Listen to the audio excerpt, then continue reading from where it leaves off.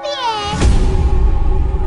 Sunnah Nabi menganjurkan supaya kita tidak keluar di awal malam. Loh, mau kemana? Assalamualaikum. Waalaikumsalam. Habis sholat terus pulang ya. Kudu mangkat. Kita sholat dulu aja, Man. Kali ini saja kita nggak usah sholat. Ini ujian, Pak. Justru di masa seperti sekarang ini, kita harus semakin mendekatkan diri pada Allah. Aku tuh malas lewat depan gara-gara batu itu. Katanya jarinya Pak Karta kan putus di situ, Taman.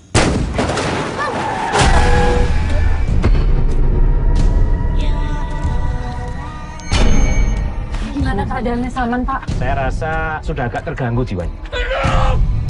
Taman! Gak lucu, Man.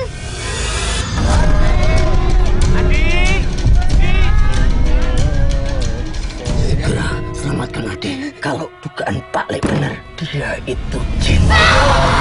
Ini ada yang nyalai Adi. Ada yang mau main-main sama desa ini. Goro-goro kowe anakku kesurupan. Baru terkutuk. Wes, lu ojo ganggu.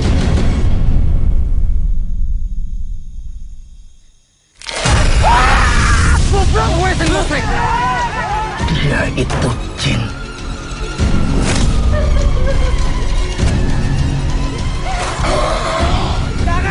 Mati luwe becik kanggo kowe.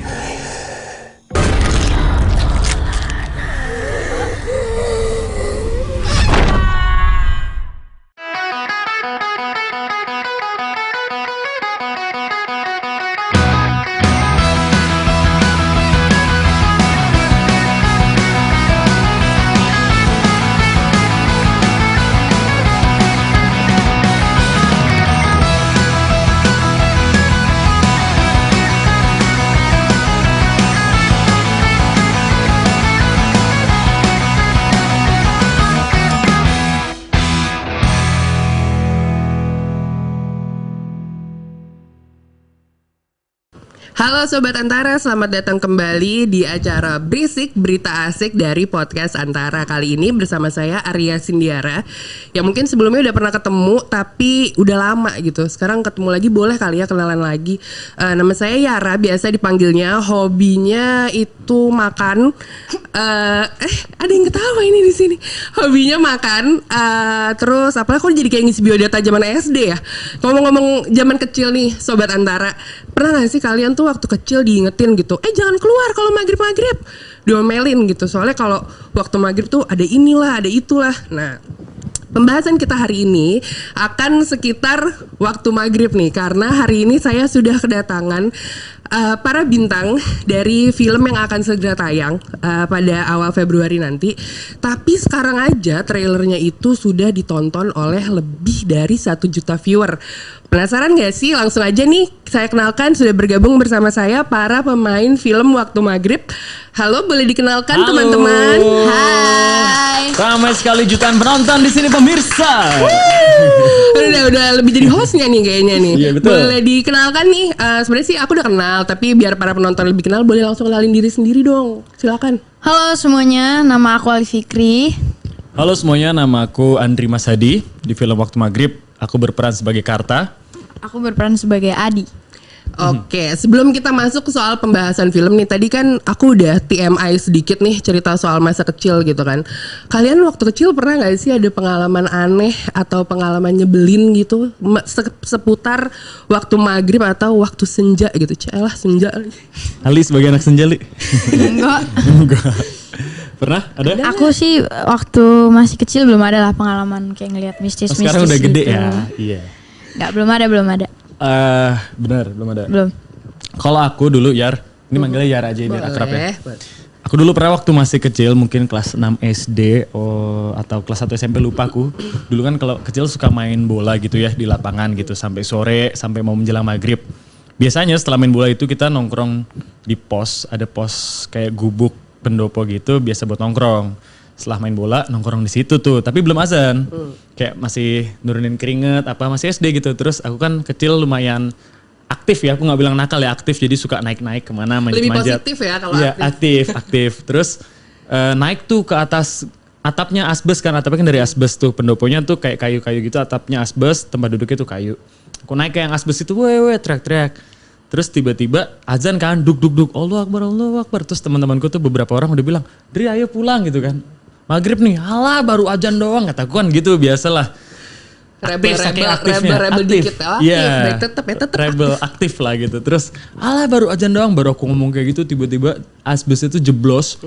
Juber, terus aku jatuh ke bawah karena apa tuh tempat duduk yang kayu kan, kayunya udah usang juga, terus aku jeblos sampai ke mana, bawahnya tuh tanah alang-alang gitu, jadi posisi jatuhku tuh gini nih, tangannya di atas sama kakinya di atas gitu, alah baru aja dong, jebor ke bawah, terus teman-temanku nggak ada yang nolongin, cuma ngeliatin, ngelotot semuanya, terus kayak hantu, terus semuanya lari, aku kejebak di situ kayak hantu, aku lari juga. Namanya instan ya. Iya. Instan. Semenjak itu kita kalau setiap habis maghrib langsung nongkrong di rumah temanku. Istirahatnya gitu maksudnya. Gak berani lagi di luar-luar gitu ya? Gak berani lagi. Kalau nggak langsung pulang.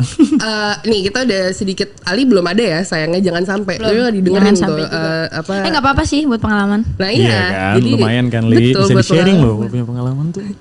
Iya, jadi ngomong-ngomong soal waktu maghrib, tadi udah kita bahas sedikit bahwa film Waktu Maghrib itu trailernya sekarang sudah mencapai lebih dari 1 juta yang melihat. 1.100.000 lebih. 1.100.000 lebih. Tuh, sudah dikoreksi ya, bahkan mungkin udah lebih lagi dari terakhir aku lihat berarti.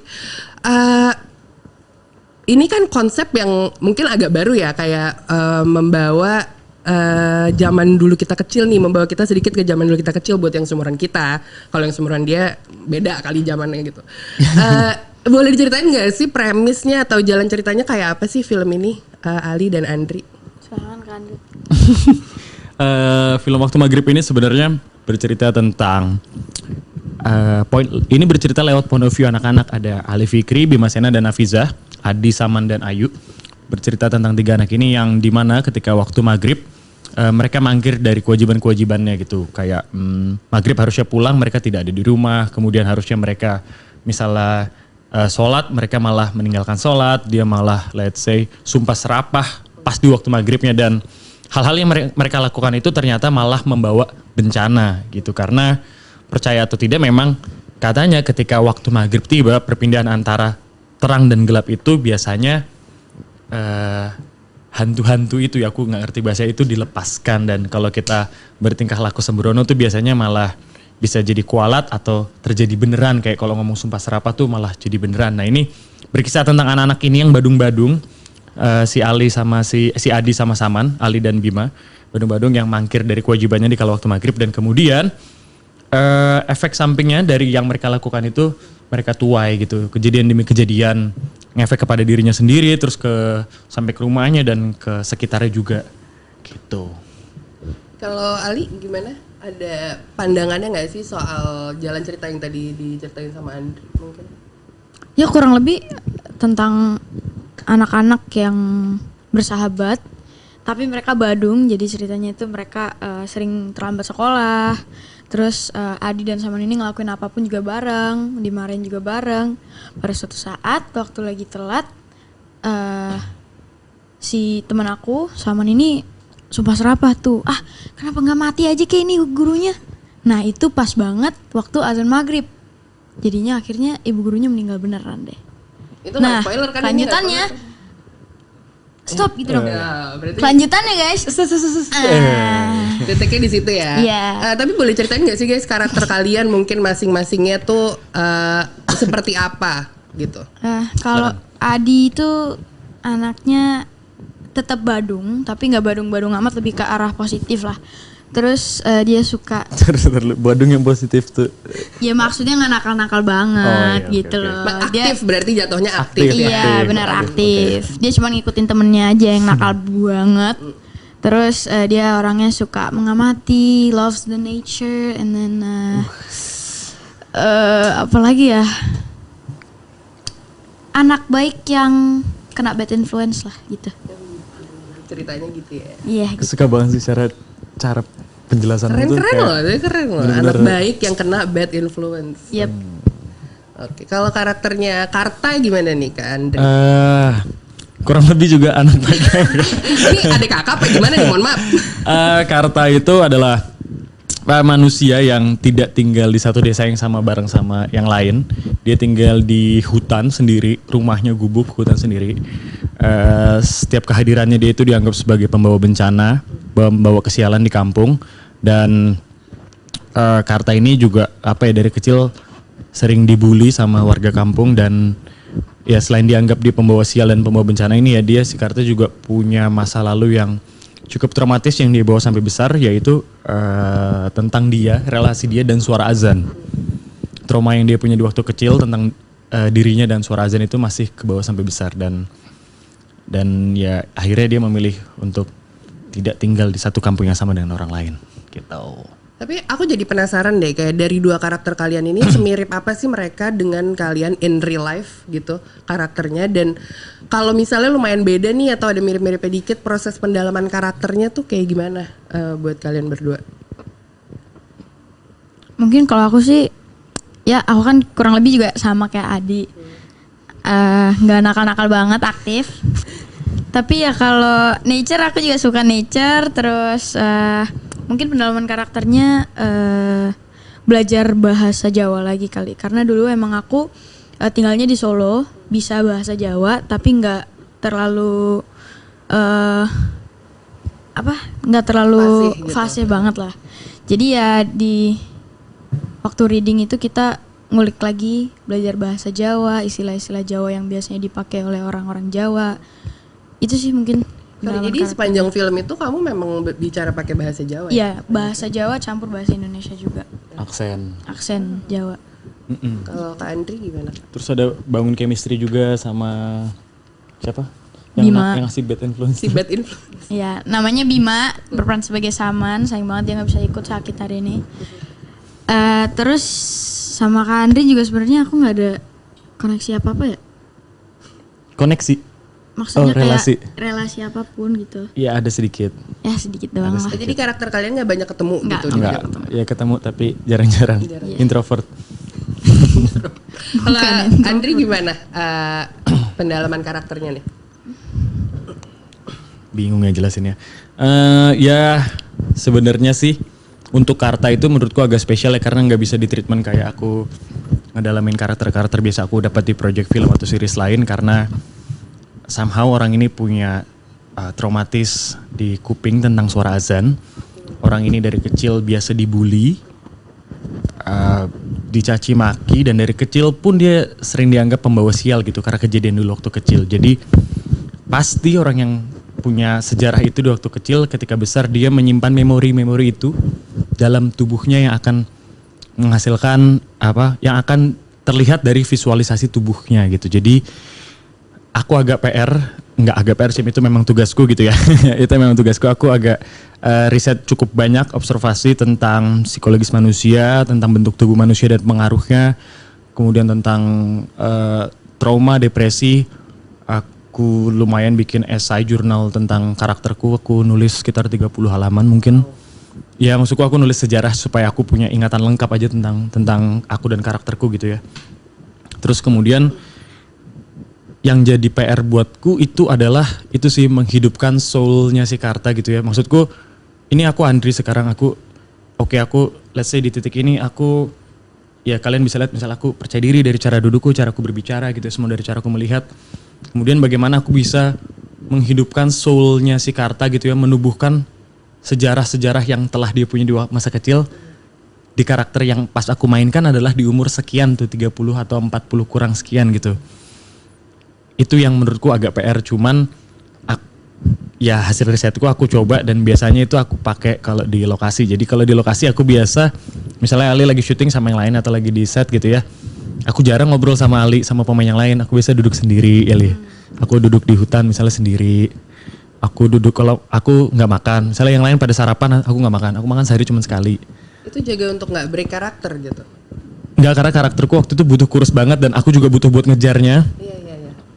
Dan aku merasa orang yang tinggal di hutan itu juga makannya nggak mungkin sekenyang kalau kita makan sehari-hari yang 3 kali sehari gitu kan. Jadi aku merasa mungkin dengan aku coba mengurangi porsi makanku, aku menjauhkan diriku dari sosial gitu ya. Aku nongkrongnya di hutan, ngerokok, nggak pakai sendal. Kemudian aku menghidupkan si histori-histori traumanya dia di dalam di tubuhku gitu ya, aku merasa itu bisa mendekatkan diriku ke soulnya si Karta dan alhamdulillah it works gitu, kayak bekerja. Gila gimana bro? Gokil gitu, agak ditahan ya. Itu kan tapi berarti tadi prosesnya tuh cukup panjang ya Kak Andri, kayak ada persiapannya, kamu pun research segala macam. Itu researchnya mainly baca artikel kah atau mungkin consult sama profesional atau gimana? Aku jujur karena aku super duper excited pas ditawarin project ini sama direkturnya Mas Tata. Hari pertama dia nawarin untuk casting, dia baru kirim karakter Bible-nya, belum ngirim skripnya. Aku udah bikin videonya. Udah bikin video casting kan, bikin video aku casting di rumah kan. Iya. Jadi, Dri, kata manajerku ini ada tawaran film horor yang direct Mas Tata, judulnya Waktu Maghrib. Dia kirim karakter Bible-nya, misalnya Adi umur sekian karakternya gini, Saman ini gitu kan. Karta umur sekian karakternya segitu, ada sedikit penjelasannya kan ya. Aku riset seharian dari siang ke sore gitu ya. Buka YouTube, buka Google ya, artikel-artikel, oke, baca.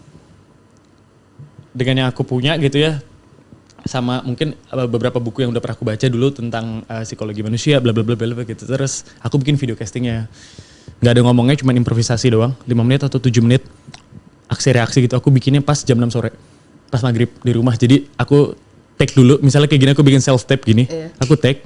Aku tahu nih kayak misalnya 2 menit lagi maghrib nih, aku self tape, aku record. Aku ngerespon semuanya bla bla pas azan. Jadi pas azan aku coba respon suara azan beneran yang deket rumahku untuk takutnya ininya itu segala macam. So selesai pas aku kirim ke manajerku. Kan aku belum kirim skrip ya kata dia. Oh iya ya. Tapi aku udah keburu bikin video ya. Pokoknya akhirnya aku tetap bikin skripnya terus aku kirim juga. Kalau untuk riset ya sebenarnya aku udah, karena aku sepengen itu ya, aku waktu itu nggak tahu udah masuk atau belum. Cuman karena aku sepengen itu jadi aku udah riset duluan. Aku nyolong start duluan. Maksudnya pas habis aku kirim, aku ngerasa kayak gue bakal dapet nih tokoh ini gitu. Jadi aku riset lah tentang bullying, depression, trauma dan bla bla bla gitu.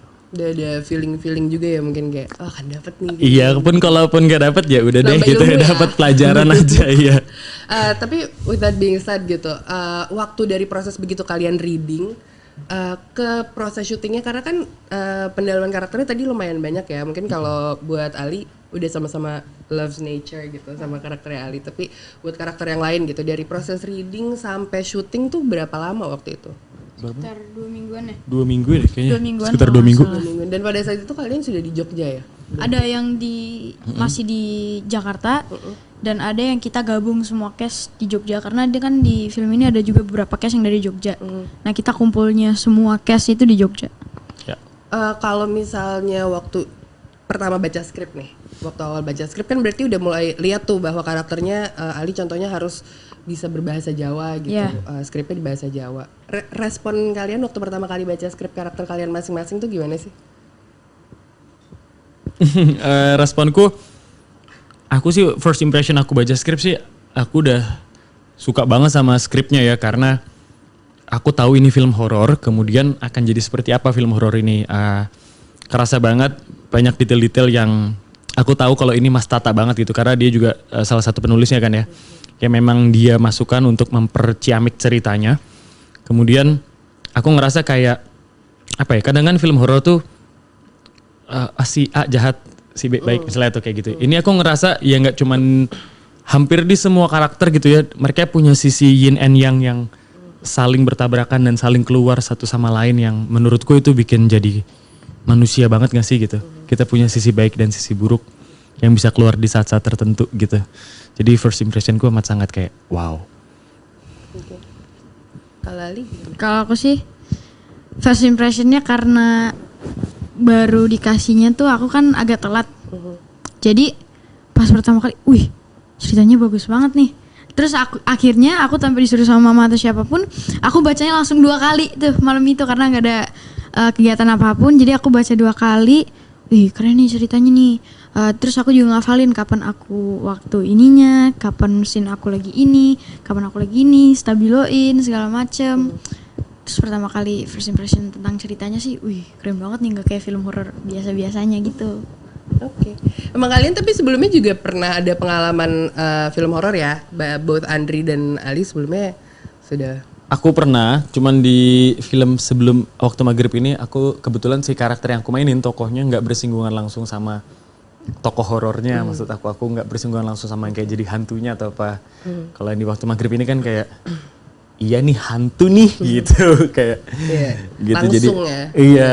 Jadi eksplorasinya lebih banyak aja sih gitu. Tadi kan ada cerita sedikit nih Andri kayak waktu baca skripnya langsung kerasa depth karakternya gitu kan dengan yin and yang tadi. Terus Ali juga langsung impress sama skripnya sampai baca 2 kali. Bisa dibilang nggak sih kalau untuk kalian perbedaannya film horor dan film genre lain mungkin dengan drama juga yang mungkin kalian juga udah pernah ada pengalaman gitu. Apakah film horor tuh cenderung punya karakter yang mungkin storyline-nya lebih kuat atau karakternya lebih kuat atau gimana? Mungkin kalau menurut aku perbedaan drama dan genre horor ya. Mungkin di makeup, kostum, terus skrip, cerita, lokasi, jamnya juga. Kita calling jam berapa, pulang jam berapa juga. Itu sih mungkin ya. Iya, ditambah sama kalau horor itu kan menurutku treatment banget sih kalau eksekusi drama misalnya I don't know ya. Mungkin shotnya bisa lebih simple mungkin. Kalau horor somehow si direkturnya harus bisa ngebangun tense yang ding ding ding ding ding ding ding ding dar gitu kan. Dan dia mungkin nggak bisa selalu pakai pola yang sama untuk di setiap scene yang seperti jump scare let's say atau yang ding ding ding yang ngebangun intensitas gitu. Nggak bisa selalu pakai pola yang sama karena film horor di Indonesia udah ada banyak banget dari yang kayak gimana pun ada, horor komedi, horor thriller, horor apapun ada dan dibutuhkan otak menurutku yang benar-benar brilian yang luar biasa buat bisa eksekusi scene-scene ini dan jujur aku happy banget bisa kerja sama Mas Tata lagi nih yang Waktu Maghrib ini adalah proyek aku ketiga sama Mas Tata setelah aku pernah bikin dulu drama thriller misteri series Tunnel, terus drama komedi series juga komedi gitu, terus kemudian aku ngambil horror ini juga salah satunya gara-gara aku pernah 2 kali kerja sama dan aku lihat Mas Tata gitu ya passionnya dia ketika eksekusi thriller gitu ya, drama thriller misteri, shot-shotnya gitu ya, cara approaching dia ke pemain gitu ya, ke kru, yang komedi pun juga. Dan pas aku ketemu yang horor memang dia pun cerita gila horor tuh benar-benar teknis banget ini banget, tapi ya untung maksudnya kayak timnya yang kerja sama kita gitu ya sama Mas Tata udah pernah beberapa kali project bareng jadi udah connect gitu loh. Udah pemain-pemainnya juga aku sih ngeliatnya klop banget di lapangan. Kalau menurutku antara horor sama drama sih menurutku sama-sama penting ya, cuman ya yang ngebedain itu tadi yang Ali bilang dari storyline juga. Kalau masalah kuat atau enggak storyline tuh harus nggak sih setiap cerita tuh mau apapun itu genrenya yang penting jujur aja sih menurutku dalam berkarya, kayak jujur dan masuk logika aja ya nggak sih. Kadang ada cerita yang kayak nggak masuk logika cuman kita pasti iya gitu. Tapi kita pasti sebagai penonton selalu mencari pembenarannya ada di mana. Ya menurutku itu sih. Tapi buat kalian main horor itu lebih bukan main horor ya, mungkin storyline atau tadi yang kamu bilang shot yang harus lebih tense gitu. As actors buat kalian itu challenging atau enggak? Masih tahu Li? Mungkin lebih capek karena shotnya lebih banyak kali. Oke. Gitu. Harus ada nggak sih scene di film Waktu Maghrib waktu kalian syuting yang harus retake berkali-kali gitu? Pasti ada. Apa scene boleh yang mana ya? Ceritain dikit nggak kalau nggak spoiler aja sih? Iya tapi ini sih nggak ada yang sampai puluhan atau belasan kali take tuh nggak ada sih. Maksimal setauku ya 3 take. Karena emang Mas Tata pun dia juga punya prinsip kayak di atas 3 take menurut dia mungkin feel-nya udah nggak dapet, krunya atau aktornya mungkin capek juga karena akan masih ada eksekusi shot atau scene yang lain kan. Jadi aku senangnya dia selalu punya 3 take dan mostly itu take 1 take 2 yang diambil gitu emang. Kecuali yang teknis banget ya, teknis karena ada hubungan kameranya jalan, kitanya jalan terus berantem gitu ya. Sebenarnya ada sih tapi spoiler. Ada beberapa scene yang kayak gitu yang teknis banget. Teknisnya beneran teknis karena misalnya ada transisi lewatin jendela, pintu, terus orang apa gitu-gitu ya, itu ada 3-4 kali take. Iya cuman habis itu ya udah. Enggak paling 1-2 scene kali yang kayak mungkin di atas 3 take ya, sisanya sih enggak. Lokasinya juga menentukan nggak sih tempat kalian syuting itu bikin jadi makin sulit nggak lokasinya atau bener nggak? Gimana Li? Enggak sih ya, syuting kita kan di Jogja. Mostly itu daerah Imogiri sama Kaliurang. Terus sisanya aku lupa sih. Ada syuting di lokasi di sungai, di hutan, di sekolah ya. Sorry, di sekolah gitu-gitu. Enggak sih, maksudnya emang ya kelihatannya horor, serem, cuman memang udah di set supaya kita minimal bisa nyaman lah untuk bermain di situ. Kayaknya kalau ngomongin film horor, salah satu pertanyaan yang pasti ditanya, ada pengalaman horor nggak waktu lagi syuting? Adalah. Ada nggak kalian? Ada dong, seneng gitu ya. Ada Ada dong. Masa nggak ada? Ceritain dong. Ceritanya itu lumayan panjang. Jadi aku lagi take di bukan aku. Jadi kita lagi syuting di set Hutan. set rumah salah satu guru. Nah, jadi guru ini lagi take, ceritanya didatengin sama hantunya. Ada di trailer si gurunya tuh Ada di trailer, ada Bu Woro. Terus kan itu scene-nya udah mau tengah malam. Jadi yang jadi hantu itu sebelum take dia udah kayak bikin suara aneh padahal belum mau mulai nih. Nah, pas take suaranya udah bukan suara dia lagi. Jadi kayak tapi pas gitu suaranya udah bukan suara Pak Heru lagi. Pak Heru itu yang jadi jinnya. Suaranya udah bukan suara Pak Heru lagi. Akhirnya setelah cut, Pak Herunya didudukin dulu. Kita belum tahu nih ini Pak Heru udah kesurupan apa belum. Nah akhirnya Om Tata paham, wah ini ada yang gak beres nih.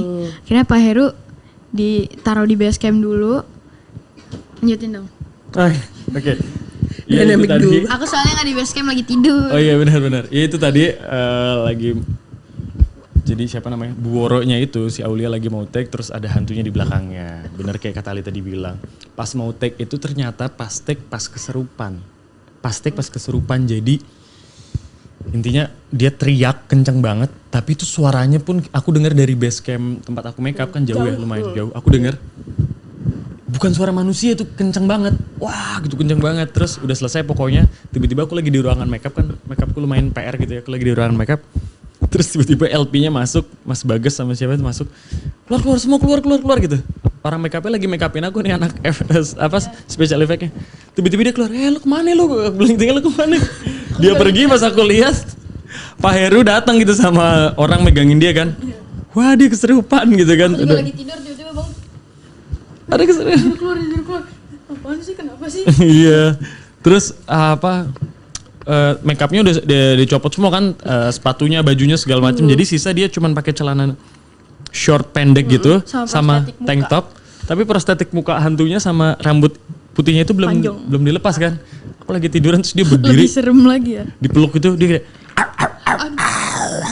oke. What the hell, ini orang kenapa nih? Wah, terus rame banget gitu kan. Wah, terus aku kan bingung karena aku lagi posisi di makeup terus ditinggalin. Kan tadinya kita biasa kalau lagi makeup kan anak makeupnya biasanya bikin video time lapse gitu-gitu kan. Iya. HP ku kan aku nggak tahu tuh di mana, terus kayak ada HP-nya dia nih.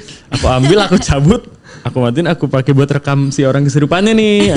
Aku rekam nih si Pak Heru yang lagi keserupan, aku rekam sampai selesai, sampai teriak-teriak dia, Allah Akbar apa segala macam. Udah selesai. Lama tuh Aku lagi. keluar tuh lama kan, 45 menitan ada kali. Aku di depan nih sama anak-anak yang lain. Terus nggak lama udah selesai aku masuk tuh. Aku kan iseng banget ya, aku penasaran banget. Maksudku gimana sih perasaan keserupan sampai seheboh gitu ya. Aku nanya ke si Mas Heru, Mas aman Mas gitu. Dia lagi duduk dong kan, tangannya gini-gini. Kayak gitu-gitu. Serem lagi. Mas aman Mas. Mas Andri aman Mas gitu. Mas tadi keserupan gitu. Ya, iya. Gimana sih Mas perasaannya? Terus dia bilang, tadi tuh ya kata si Mas Heru ya, hantunya bilang suruh gigit Bu Woro. Pas lagi take yang sebelumnya. Hah iya Mas, iya aku disuruh gigit Bu Woro. Terus ya itu hampir kegigit katanya. Ah bohong beneran Mas. Hantunya itu bisikan aku sebelum kita take itu karena mereka ngerasa terganggu. Jadi hantunya itu sosoknya aku lihat mukanya mirip sama jin yang dia pakai ini. Jadi hantunya ini mukanya sama yang kayak jadi hantu di waktu maghrib. Beneran dia bilang. Gue aja merinding. Iya dia bilang, ini kalian udah ganggu. Mau saya bikin keserupan satu set kru atau gimana nih? Kata Pak Heru jangan, saya aja. Jadi yang masuk ke dia itu adalah raja jinnya dan beberapa jin yang lain. Jadi kebayangan Raja Jin dan beberapa jinnya. Jadi heboh banget. Dan by the way tau gak? Kan kita udah selesai Agustus kita selesai syuting ya. Berapa bulan kemudian September atau Oktober gitu ya. Si yang jadi hantunya itu Mas Heru, dia syuting project lain, another project, aku gak tahu apa. Tapi sama salah satu kru yang di waktu maghrib juga, aku akhir tahun ketemu sama dia. Bukan sama Pak Heru, sama krunya. Ngobrolin tentang ini. Si Mas Heru ini. Di bulan September atau Oktober gitu ya, pas ketemu, Mas Herunya masih ketempelan. Masih ke bawah tuh ya? Masih, tapi akhirnya di cleansing, iya di bulan September atau Oktober itu. Jadi kayak, wow. Kalian setelah syuting ada kayak ritual cleansing gitu atau enggak? Enggak sih. Enggak ya, kayak aman-aman aja lah ya berarti ya. Iya. Iya. Dan lo dari bawah nih. Iya gitu deh pokoknya. Oke, udah seru banget nih tadi kita ngebahas banyak dari mulai persiapan, belajar bahasa Jawa segala macam. Mungkin terakhir nih sebelum kita tutup, kalau nggak gue bisa ngobrol terus nih, nanya-nanya terus ya kan. Kenapa sih Sobat Antara wajib banget buat nonton film Waktu Maghrib saat tayang bulan Februari nanti? Kasih tau Li. Karena film waktu maghrib bukan kayak film horor yang lainnya. Sangat mencekam, sangat seram, dan sangat menegangkan. Sadar Ali, sadar. Sadar. Gue sampai getar nih. Iya karena benar kata Ali juga tadi, mencekam, seru, menegangkan. Dan apa ya, aku suka sih film ini banyak karakter-karakter di dalamnya yang punya sisi baik dan buruk selayaknya manusia. Jadi kayaknya nggak ada jagoan yang kayak gimana-gimana, semuanya adalah manusia biasa yang punya pernah benar, pernah salah juga. Dan saya yang amat yakin ya di horor ini, selain aku seneng banget horornya, yang amat yakin adalah penonton nanti ketika selesai menonton akan membawa pulang banyak renungan-renungan di pikiran yang akan mungkin jadi pelajaran berharga dan baik untuk kita jalani sebagai manusia. Betul, indah banget. Terima kasih Andri dan Ali udah main ke Studio Antara hari ini. Sukses buat film Waktu Maghrib. Thank you. Baik Sobat Antara, demikian percakapan saya dengan para bintang film Waktu Maghrib, Andri dan Ali. Jangan lupa film Waktu Maghrib akan tayang di bioskop pada 9 Februari mendatang. Kalau gitu saya pamit dulu undur diri. Sampai jumpa. Bye-bye.